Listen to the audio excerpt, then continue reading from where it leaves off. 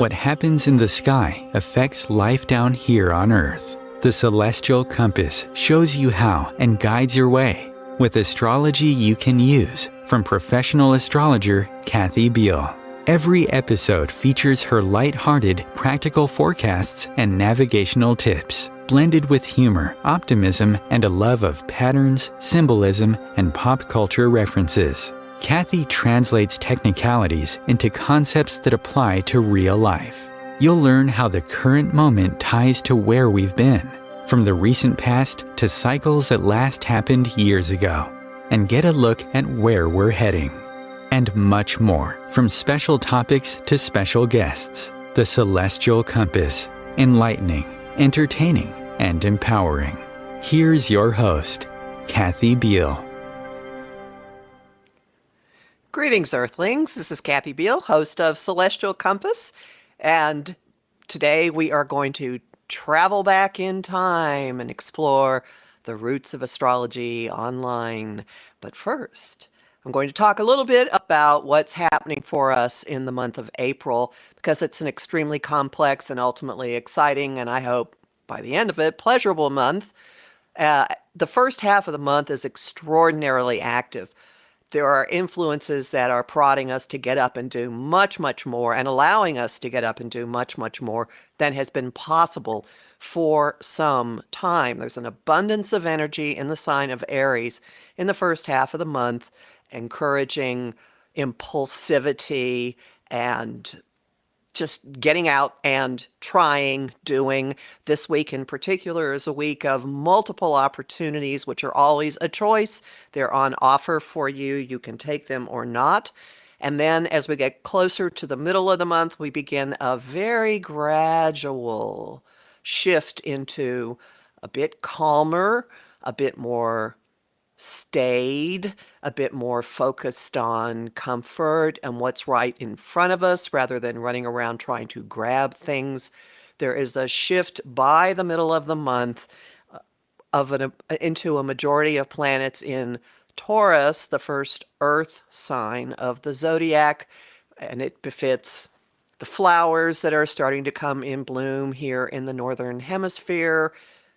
Taking it easy, taking naps, going outside, sniffing flowers, having snacks, being calmer, and having much more of an approach of wanting something tangible right there in front of you that you can touch, explore with your senses. Now, there's an interesting trend throughout the month, or a recurring theme, I think is a better way to put it, as we are making this gradual shift from highly, highly active to settling in and being with what we have in our lives. And that is that anytime, a lot of planets are making sign changes this month, and when that happens, when they get to the end of the sign or near the end of the sign, they have a conversation with the outer planet that is acting as gatekeeper for the foreseeable future, the planet that is at the latest degree of its sign, which is Pluto, the lord of death, rebirth, regeneration, the guy with the scythe. So multiple times this month, we have moments, some of which are opportunities, some of which are more demands and forceful, to confront, to experience, grapple with, and confront something that has been hidden, something that has been operating as a subterranean impulse, something that has been generating a tractor beam-like attraction, secrets perhaps that have been hidden. There's an invitation to drop some baggage at the door every time this happens. And it will be pretty obvious for you when it occurs. The first really big one is next weekend when Venus and Pluto get into a shoving match. So there could be something of great value to you or involving a relationship. If there's triangulation going on in your life, or someone who's going after something that really is not good for them, things are going to come to light. Big money and power plays could also be involved with this. The middle of the month brings multiple opportunities for us to reshape our views of ourselves and to come in contact with big secrets, harsh truths, reshape the way we're looking at things, as the Sun and Mercury have also harsh contacts with Pluto. Now, it's important to know that Pluto is a player in both of the moon events this month. The new moon on the 12th in Aries, which takes all that Aries energy and just kind of rolls the seed out for the next 4 months, as kind of a background program that we're dealing with. That new moon is in this challenging aspect with Pluto, so there will be some coming to grips with experiencing an intense refocusing that's part of this new energetic beginning that comes with the Aries new moon. And the full moon this month, which is on the 27th, is in Scorpio, which is ruled by Pluto. So we're dealing with death and rebirth, lots of rebirth going on around us. In the Northern Hemisphere, at least, we're seeing plants coming back to light, greenery all over the place, some flowers starting to blossom. So take that all as a metaphor and see where it's happening in your own life. And if you want to look into more of what's going on astrologically, you'll find my this month incredibly long forecast for April at omtimes.com and also at my site empowermentunlimited.net. All right, so today, instead of looking at right now, we're going to travel back through time just a bit, long before TikTok, Instagram, Facebook, any type of social media. Astronet was the place to go for astrological information online. And we're going back into the last century. Boy, doesn't that sound scary. With the founder of Astronet, whom I'm very happy is here, and I will tell you a little bit about her before we bring her on. And this is someone I actually know in person. I love that so far, pretty much everyone I've lined up for my show, I have actual contacts with. So hooray for my Aquarian Rolodex. There's a term that will date me. We have today Eugenie Diserio. She founded Astronet in the late 1990s when the internet was still in its infancy. People were still just starting to come on it. And it quickly became the premier, most popular online astrology destination, offering a wide variety of horoscopes, astrological content, and personal astrology consultations to the meteoric rising digital population. She says those of us who started internet content companies were known as infopreneurs back then. It was a cosmic honor to bring the ancient art of astrology zooming into the world of cyberspace and inspire a daily audience of millions, even way back then.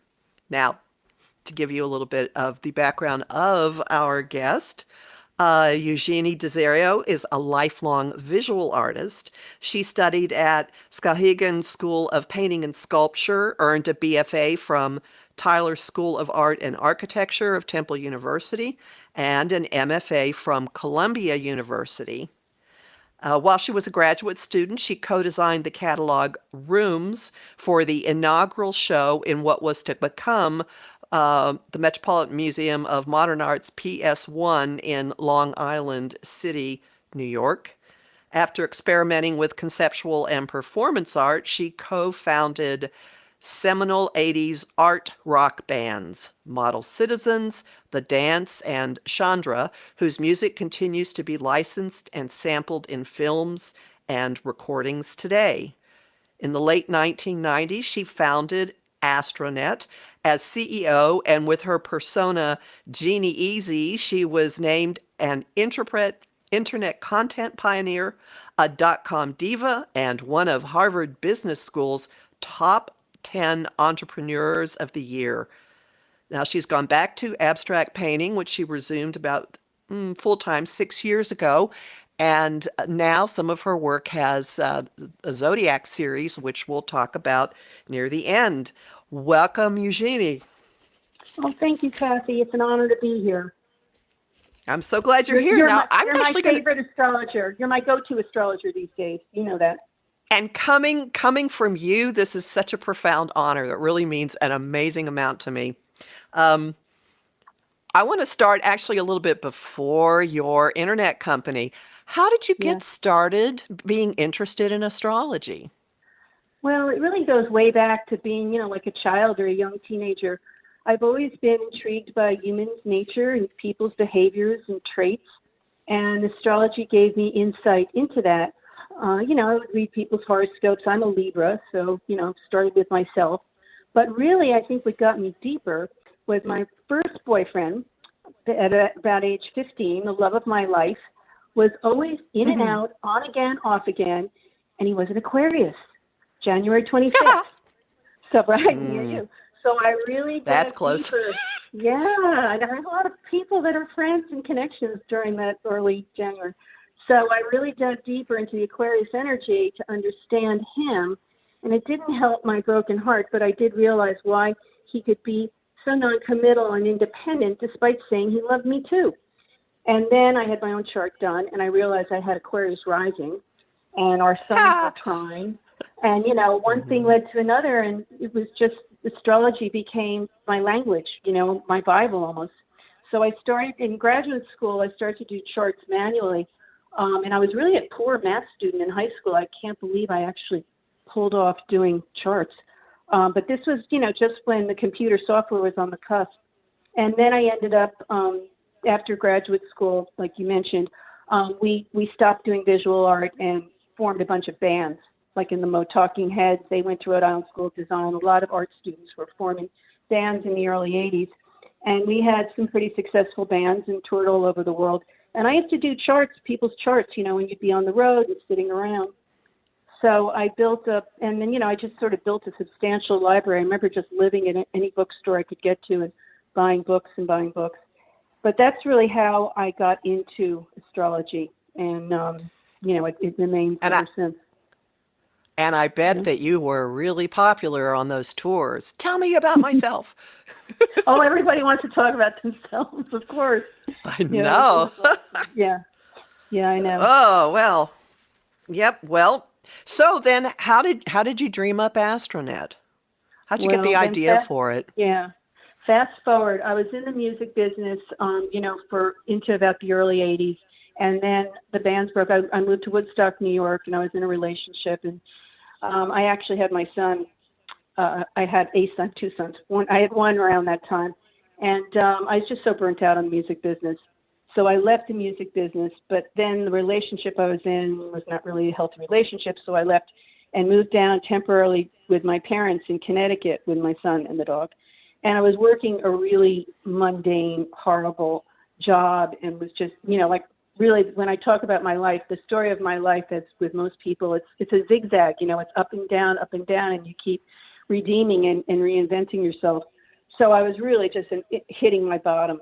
And all those AOL discs were coming out. And I thought, well, what is this? So I tried to get online. I did. Somebody at work helped me.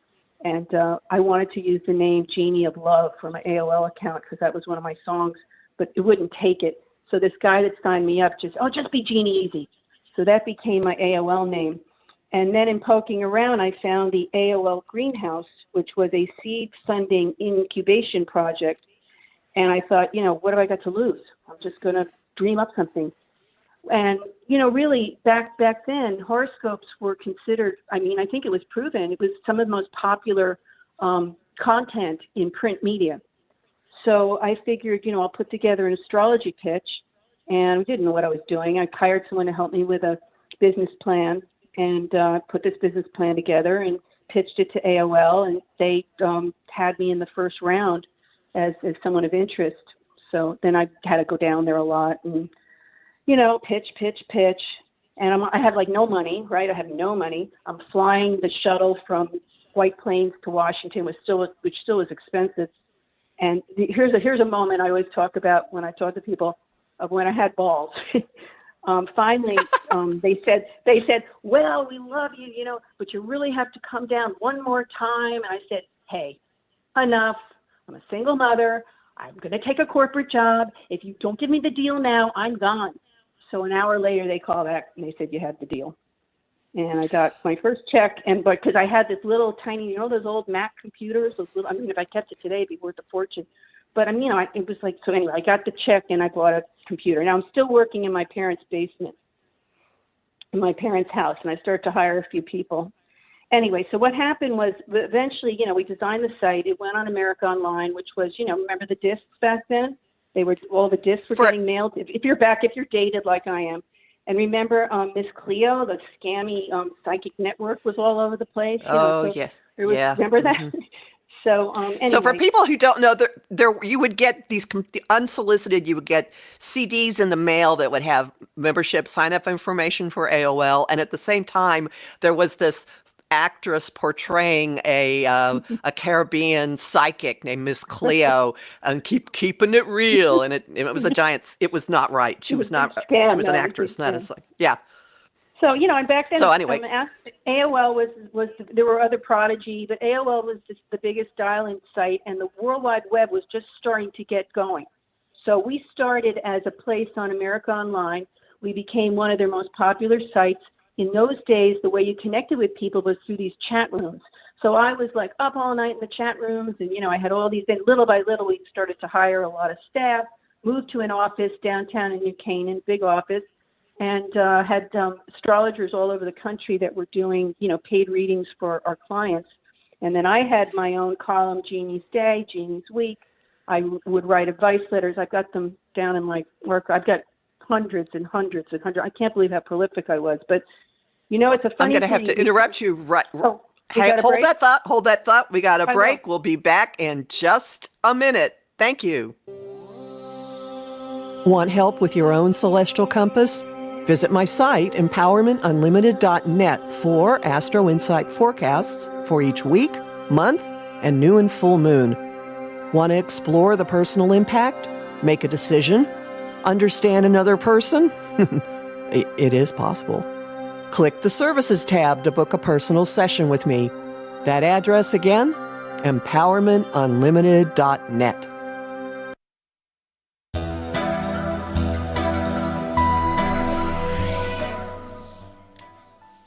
Welcome back to Celestial Compass. We are talking to Eugenie Diserio, pioneering.com diva, about her big site, Astronet, which started on AOL in the late 90s. So you were just talking about how you talked AOL into buying your pitch, started up the site, staying up late and chat rooms, and you were about to mention something funny. And I cut you off. No, one of the things that I remember it as clear as day. I was still at my parents' house. It was on their patio, and Astronet was still going on. I wasn't in the office yet. I was still in the home office. And it's my birthday, and it's a full moon and a total lunar eclipse. And I remember just standing on the patio, looking up and watching the entire eclipse, staying up all night, and knowing that this is the energy that's going to make me very successful. And then everything just sort of took off that year. And I never forgot that feeling. Every time there's an eclipse, I always just, stay up to watch it if it's visible. But it was so powerful. But anyway, then Astronet, it just branched out. We had all kinds of horoscopes, pet scopes, love scopes, biz scopes, astromates, food scopes, you name it. And we really, it grew very, very quickly. And we had, then when we went out to the web, you really got people from all over the world. And people would write to me for advice, and so it was pretty something. It was really something else. So when it went out to the web, did it move so that it wasn't, so that it was available to people outside AOL? Yeah, because then the web was going. So it was www.astronet.com, and then if you were an AOL, you could just go to Astronet. If you wanted to just go to the AOL platform. So it was basically on the web. It was on two platforms.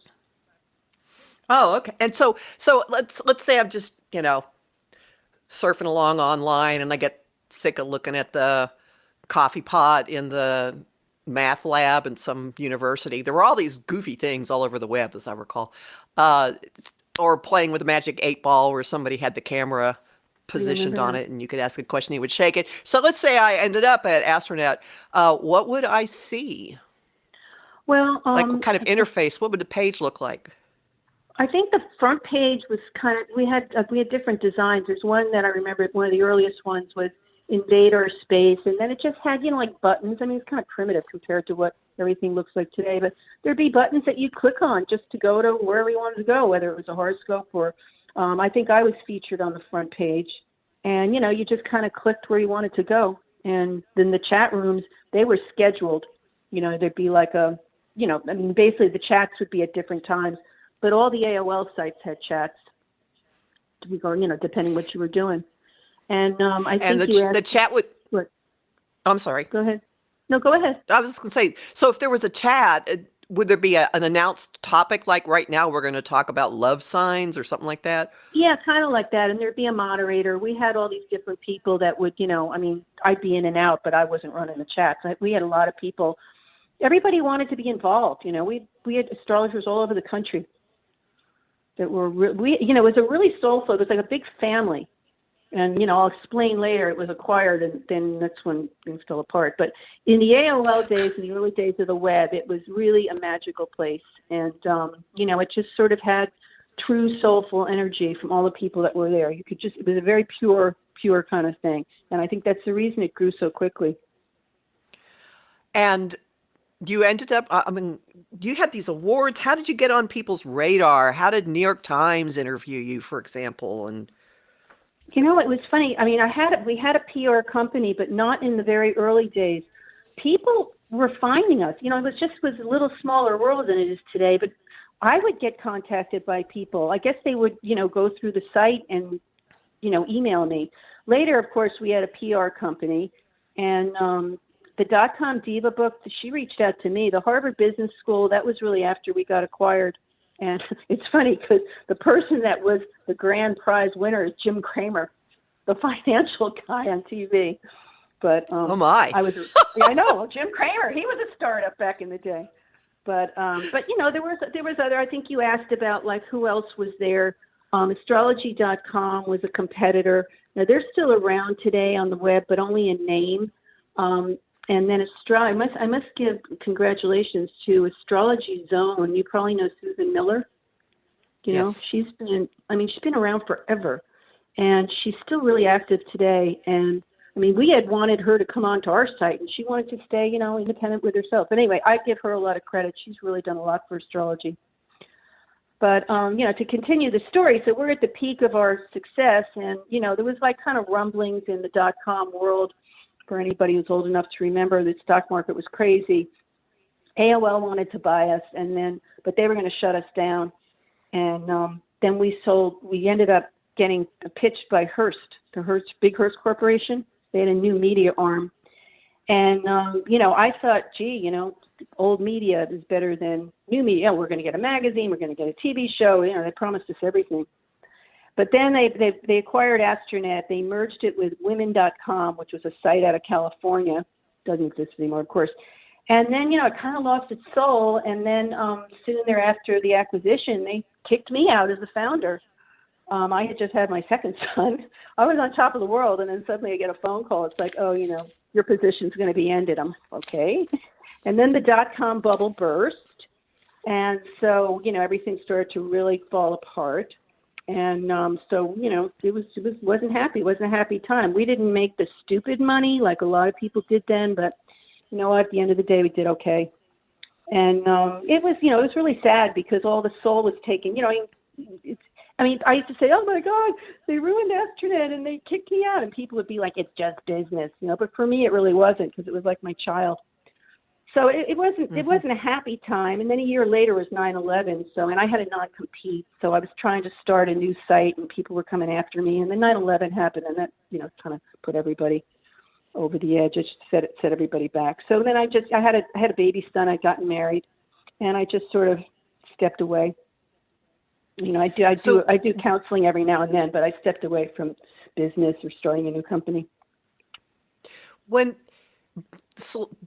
Before AOL started talking about buying it from you, how big did it get? I mean, what kind of numbers did you have in terms of traffic?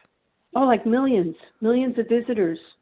It was really big. This is another thing when I remember Hearst came up to New Canaan, and a bunch of men, and they're scribbling on the whiteboard, and they're trying to say like, well, you have this many million, but this many is retained, and I'm like looking at them, and I didn't understand what they were saying. They're trying to get the price down, right?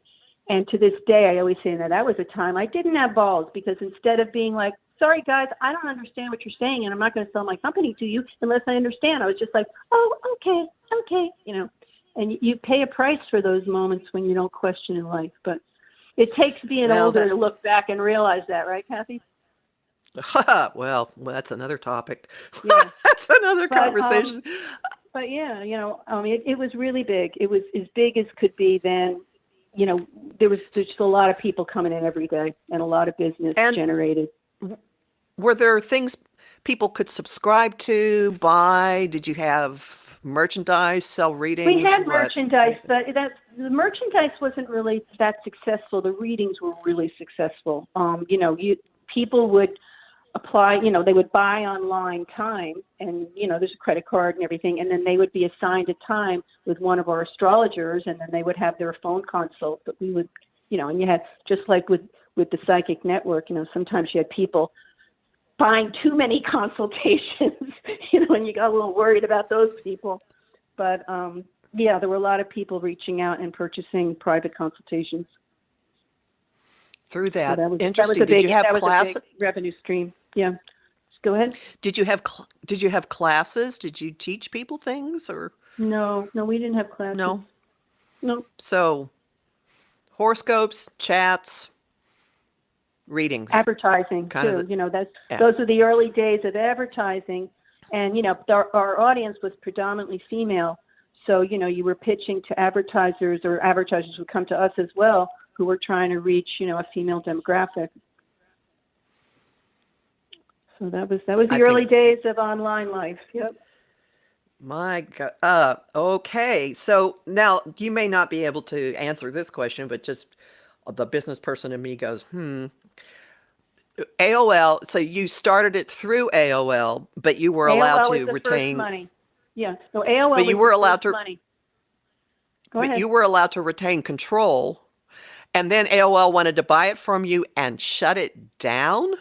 Why did they want to start their own? No. A lot of I guess in their business model, a lot of the AOL greenhouse sites, because there are about 25 of them, like food and health and all these different sites. I don't think they were making enough money for them, but they had a contract to see us through. So they would, but I would have made if I'd done that deal, I would have made stupid money, because AOL was at its pinnacle. I had all this stock, and you wouldn't have had Astronet, but you would have made like stupid money. But it was funny because my COO was getting a divorce, and he was moving that weekend, and I couldn't reach him. And AOL's calling and saying, if you want to do the deal, you got to do it today. And I couldn't reach a lawyer, and it was just kind of like, I just can't do it today. He said, well, it holds today. And then by Monday, they didn't, the deal was. So anyway, that's when we went on. I don't know if anybody remembers, there was also this site that was very successful called iVillage. It was like I haven't thought of them forever. Well, they wanted to buy us too, but they were really wacky. The founder she was very smart, but she was a little flighty, and I just thought, I think it'd be better to go with Hearst. But at the end of the day, like years later, Hearst ended up buying iVillage, and iVillage basically acquired our competitor, Astrology.com. So that's why if you do an internet search, Astrology.com comes up. It's a generic site. The founder is no longer there, but at least it exists. Right. Unlike Astronet. But that's it was a great run, Kathy. It was a great run, and I'm really proud to have done what I did. And it would have been nice to have a company 20 years later, but that wasn't meant to be. Well, do you see any kind of like echoes of what you did? Do you see any evidence of the influence that Astronet had? I'm not sure it's like direct. What I do see in today's world is that astrology is really, really popular. I think it's in our crazy, uncertain world, it's more popular than ever with all the younger generations. So, it just makes me feel that I was always on the pulse of something that, the human spirit gravitates to. because they want to understand.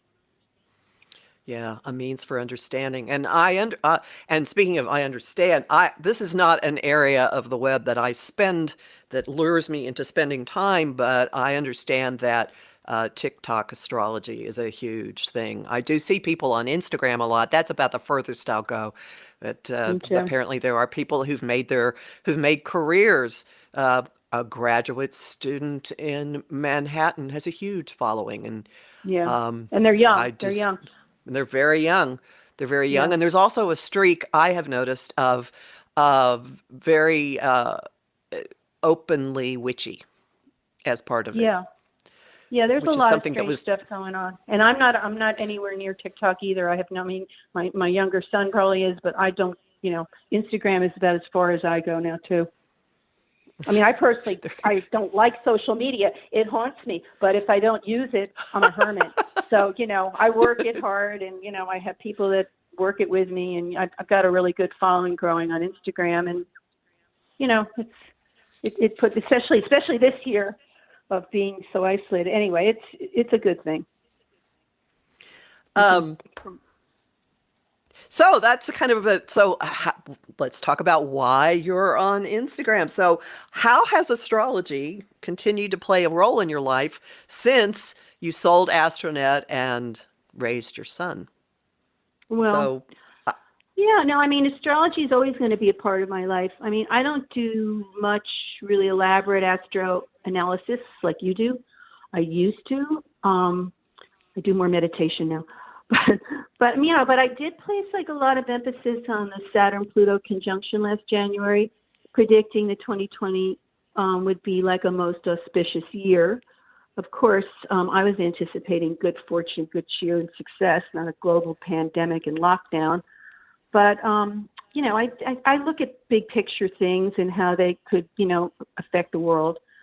But for now, I mostly just follow and report on my Instagram feed, with new and full moons, when the sun changes signs, when Mercury goes retrograde, and I love Mercury retrograde phases. And I like to paint series and symbols. I had done this chakra series. It's actually permanently in the yoga lounge in Chelsea. There's a big Chelsea Piers up in Stamford, as there is in New York. So they're there, and that was the 7 chakras. And then I thought, I want to do another series on signs and symbols. It's like, well, why not do the astrology signs? So I did my Zodiac series, and so usually on Instagram, when it's something having to do with one of the signs, we'll post one of those paintings, and they look really great as a group. But most of my work is and I think you had asked me once before. I use the colors associated with each sign, and I made these 12 small paintings, and they, as I said, they really look great together. But they get posted on Instagram quite a bit. they're squares, right? Yeah, they're squares. They're 12 by 12. They're small. And they've been in 12. shows, like small work shows and stuff. Yeah, I like them. I like them all. They Someday move I'll have around. I'll have to do another series. But, yeah, I mean, with astrology and my work, I just try to pick up on, like, the daily cycles of life. I mean, a lot of what's changed in my life now as to back then, I'm a very involved yogi, and I've been doing serious yoga for like maybe 30 years. But also, like, now I'm a meditator, and it took a long time to get a meditation practice, because even in yoga, in Shavasana, I'd be thinking, what do I want to eat? What am I going to shop in the food store? But I worked really hard. I guess I've been meditating seriously maybe 3-4 years. So that's a big part of my life. For an air sun to do that and to still your mind, that's a big deal. It is. I would say, yeah. And for anyone It listening out is. there who doesn't quite understand, if you're an air sign, that means you have that your intellect and your mental activity is a huge component of your personality. Yeah, and I have Aquarius rising too. Mm. So, Yeah, so but anyway, with all the noise in the world, and I just find, you just have to, and also it's really helped with my painting, because when I started painting again, I was thinking, painting's really transcendental, like yoga and meditation. And, as I started to do it, you kind of lose yourself in it. And, so even when I talk about my work, my artist statements, I always mention things like that. I consider it to be transcendental. And, now and for the last few years, I use actual metallics and glitter into the Ah, paintings and reflective and I paint, interference paint, and it I creates want to like talk more reflective about areas. that Yeah. in a Oh, go ahead, second. break. It's time for the Sure. next break, so Good. we'll be back in just a couple of minutes and we'll continue this. Thank you.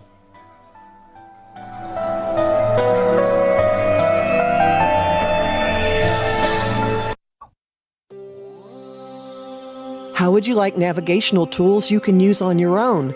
Visit my site, empowermentunlimited.net, and click the Shop tab. There you'll find lots of talks and guides explaining the big influences at work now, like Saturn in Aquarius and Uranus in Taurus. You'll also find a variety of guided visualizations for relaxing, clearing your energy, or getting to know planetary archetypes. That address again? empowermentunlimited.net.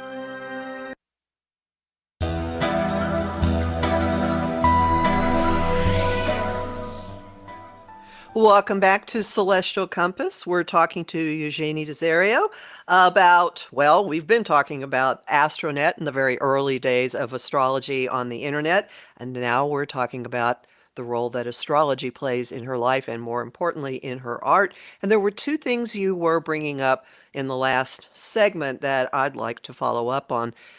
You were talking about using glittery substances, different colors, different textures I've noticed in your painting. I was wondering, could you just kind of briefly describe the 12 canvases in your Zodiac series? Oh, okay. Well, God, I wish we had visuals so people could see. I know, Well, I that's why mean, they have to go to your website. yeah, you have to go to my website. Well, obviously, they're all in my. I tend to do like a lot of gestural brushstrokes and scribbles and personal calligraphy. So, Aries is, like brushstrokes to make the Aries sign, and it's mostly in shades of reds, and then there's, I think, some silver in there. And then Taurus, I believe the Taurus colors were green, a little brown, and pink, and the Taurus sign is drawn in the middle in gold paint. And, each one is like the sign that it's supposed to be. So then we're on to Gemini is orange. And, if you go on, you'll see, you can even scroll to my Instagram feed because they're all in there. They go back over the last couple of years. So Gemini's colors were orange. And obviously there's also metallics and glitter in each painting. And then after Gemini, we have, we're at Cancer. Cancer's one of my favorite paintings. It's really soft, it's like silvery and gray. And that one's the little Cancer sign, that one's very abstract. And then Leo, of course, is gold and yellow. And Virgo is all earthy, kind of greens and browns. And Libra is really pretty, just kind of like pink and pale blue. And, and everything's sparkly because I use like glitter in my paintings. And Scorpio is one of my favorite ones. It's like deep maroon and gold and purple. It's really powerful. It's doing a lot of shows. And Sagittarius is shades of blue with that sign. And then Capricorn goes back to the earthy colors again. And then Aquarius is like one of my favorites. It's electric blue with silver and everything. And then Pisces is more green and lavender. Those are the colors of Pisces. And there's the colors of the Zodiac. But each one has a little mood and feeling, and people always really like them. And they're small, so I've submitted them to. There's a lot of people who are doing like shows with small works around here. I guess New York too, so they've gotten in some shows. But I just feel like I paint energy, and art is really just channeled energy, and channeling that Right. energy is really like a spiritual practice. So that's really And kind so of what I do. you convey the energy of each sign in the canvas. I try. Well, I think Someone the standing. colors do Yeah. it. Yeah, I mean the style of the Uh-huh. painting, the brushstrokes are the same, and the scribbles are the same in each one, but the colors then give the feeling of the sign. Yeah, I mean that's the interpretation I've got from the people that see them, and then And people always like to see their sign on well, Instagram. yes. Yeah, I And found sometimes that. and lately, I mean, I know that you have your work displayed in galleries and in design shops, and you said in Hudson Yards and Stamford, but sometimes you're in online exhibits these days, right? Well, last year, I was at one point in the spring, I was in 8 online virtual shows because everything was virtual. See, things are just starting to open up now, which is good. Like there'll be a live opening the 18th. Thank God, I can't wait for that. It'll be on, everything's online too because not everybody's comfortable going out. But So things are it's starting dual. to open up a little. Yeah, things are starting to open up a little. But in the height of the quarantine, nothing. But it was good. People were still putting on shows, and at least you were getting exposed. But no one was going out. So one But little detour before we wrap up here, you yeah, mentioned I caught that one of the things you post about and one of the things you like is Mercury retrograde. I do. I love it. I used to So hate it when I was younger. explain. Well, I've come to really understand. First of all, I totally understand Mercury retrograde as it's the shadow side of all of us. So if you're in a chaotic place, psychologically, emotionally, psychically, you're going to have a chaotic period during Mercury retrograde. But if you can, just know that it's a time to pull inside yourself, pull back. My favorite words are, restore, reboot, recalibrate. Mercury retrograde can be so productive, and I don't think I've had a problem in a Mercury retrograde for years. But you had to relook at all the my computer broke, I missed my flight, I had a car accident, all the bad things that we associate with Mercury retrograde. But really, Mercury retrograde is asking everybody, it's a dance of life, 2 steps forward, 1 step backward. And if you can pull back and kind of review your life and see what's working, what isn't, you can have a very productive Mercury retrograde. That sounds very much in keeping with a meditative approach to life. Yeah. Well, as I said, probably back in the Astronet days, I was missing flights and computers were breaking down, but I'm a different person today. But yeah, a lot of my stories, like most women, is about really reinvention. There's all the ups and downs in life. You try to explain to kids, they don't realize, like those people on TikTok that are so successful at like 21. They don't realize the zigzag that's up ahead. But Yeah, there's this fantasy that life is a straight line, and it's I know, no. I know, It's like I a know. bumblebee path going all over the Totally, place, and sometimes it ends up where you were before, uh, totally. and you go, But how did you I always get learn here? from everything. You always learn from That's everything. that's a theory. And I also wanted to mention the quote I was telling you about. I don't know if anybody out there, you'd have to be older to remember Daryl Martini, the late great Cosmic Muffin. He used to broadcast out of Boston. I used to be on his show quite a bit, and he always said, "It's a wise person that rules the stars. It's a fool who is ruled by them." Daryl Martini, the Cosmic Muffin. But astrology is a great tool. No, astrology that's why with Mercury retrograde. Oh, it's Mercury retrograde. Everything's going to go wrong. Well, not necessarily. It's like you choose your life. But astrology is a wonderful roadmap.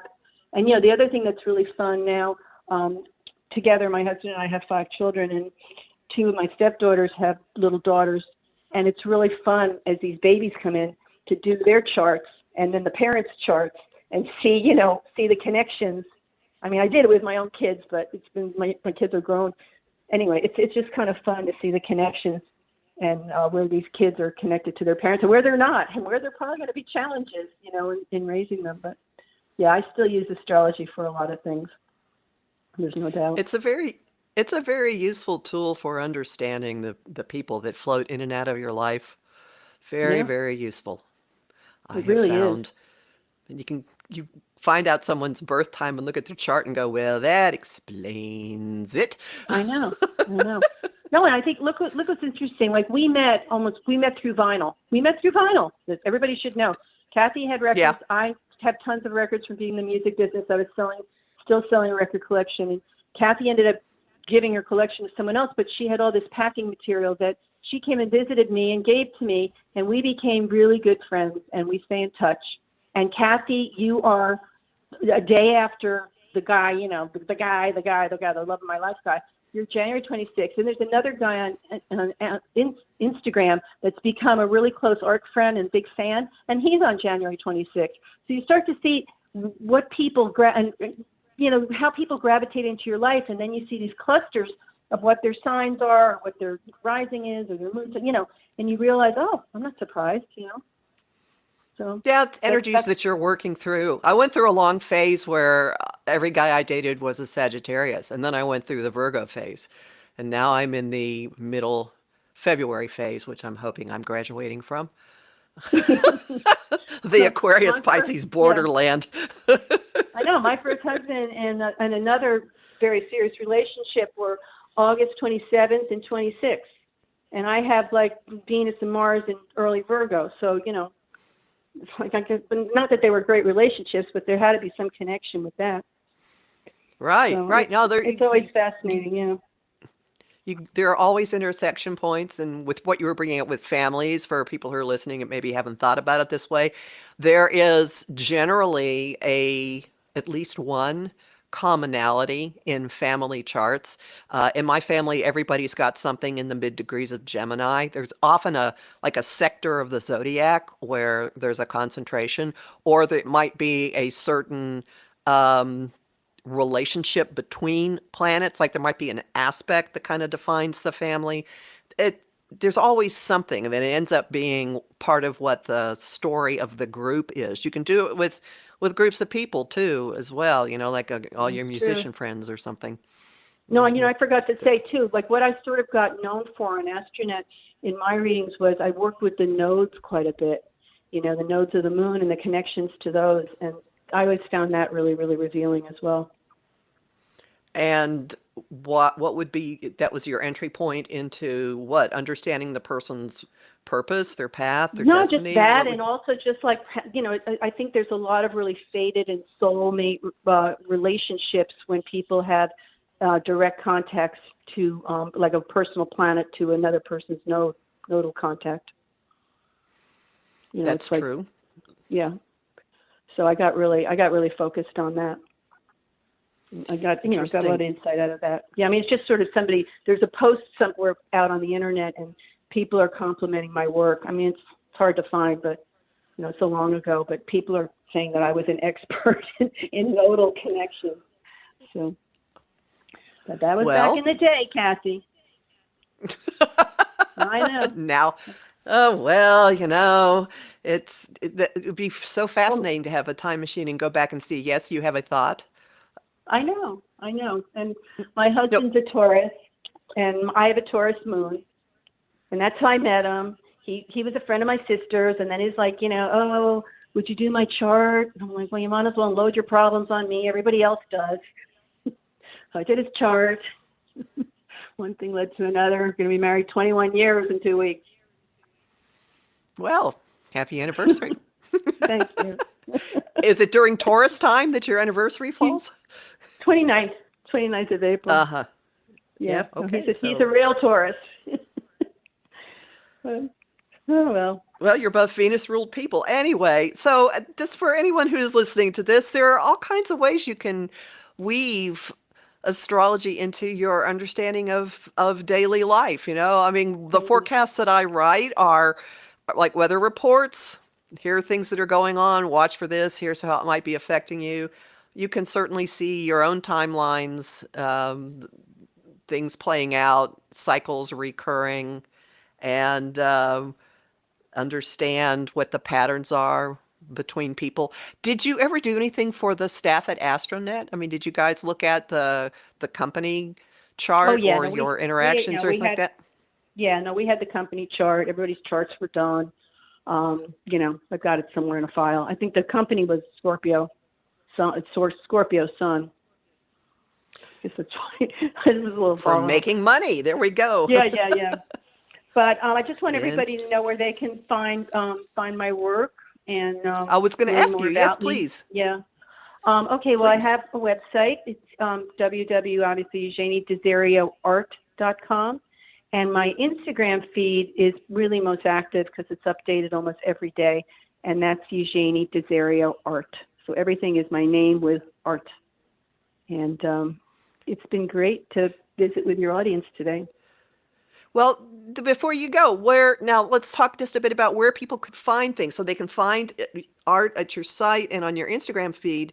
Yeah. If someone's in Stamford, Connecticut, if they go into Hudson Yards, they'll see Well, not your Hudson chakra Yards. series. No, I'm in Stamford, and anybody that's in the area, if you want to contact me, I'm welcome to have studio visits. Totally, because I have the whole downstairs in my house, so I have a whole lot of work here. But you said the chakra series was on display, or was that a historical comment? No, the chakra series are at Chelsea Piers, Stamford, which is Chelsea Piers, not Hudson Yard. There we go. No, Okay. Chelsea Piers. There's Chelsea Piers in New York and Brooklyn, and there's a big one in Stamford that's been here about 6-7 years. Yeah, and they're on permanent display in the yoga lounge, and everybody loves them. I like to go up there and just look at them. You have an opening coming up also? Yes, I do. It's at the Carriage Barn in New Canaan. There's a really excellent show called Ode to Color. It's opening April 18th, and it was curated by this woman, Lori Weitzler. She's a textile designer, kind of well-known, has a beautiful book out. So I think it's going to be a beautiful show. And I have a painting called Mercy in the category called Alchemy, which I thought was cool, because she puts her colors into 10 different kind of mood worlds. So anyway, that's the 18th. That's going to be a live show. If anybody is in the area of Fairfield County, it will be up a month. Well, thank you very much. We're coming to the end of our hour. I really, really appreciate you coming on the show and just reminiscing and telling us about days gone by and also about your art. So people go look at Eugenie's art at eugeniediserioart.com, and also that's her Instagram handle. And we'll be back in 2 weeks. Thank you so much. Thank you so much, Kathy, and blessings to everybody out there. Have a great night. Thank you so much.